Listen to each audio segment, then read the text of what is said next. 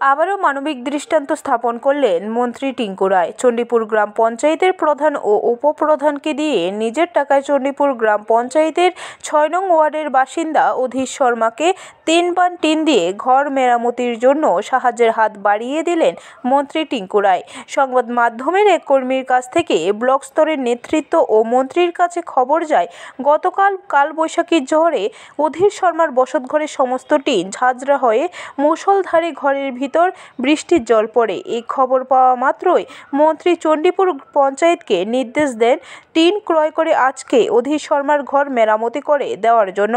পরবর্তী সময়ে অতি সত্বর সরকারি প্রধানমন্ত্রী আবাস যোজনায় অধীর শর্মাকে যাতে ঘর প্রদান করা হয়। মন্ত্রীর ব্যক্তিগত অর্থে ঘরের টিন পেয়ে অধীর শর্মা মন্ত্রী মহোদয়কে ধন্যবাদ জানিয়ে তিনি বলেন, তিনি যেভাবে তাদের পাশে দাঁড়িয়েছেন আগামীতেও যাতে অন্যদের পাশে এইভাবে দাঁড়ান। আমার এলাকার প্রধান এবং উপপ্রধান সবাই তাদের সঙ্গে আলাপ আলোচনা করিয়া আমার বিস্তারিত সব কিছু দেখাশোনা করাইছি।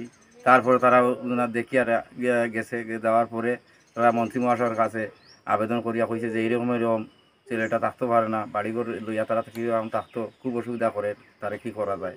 তারা আলাপ আলোচনা করিয়া মন্ত্রী মহাশয় কিছু টিনের ব্যবস্থা করিয়া আমাদের বাড়িতে পাঠিয়ে দিলেন। ঘরখানা ঠিক করো, তাকো আপাতত পরে ঘর পাইবায় তারপরে। ব্যুরো রিপোর্ট, খবর ত্রিপুরা।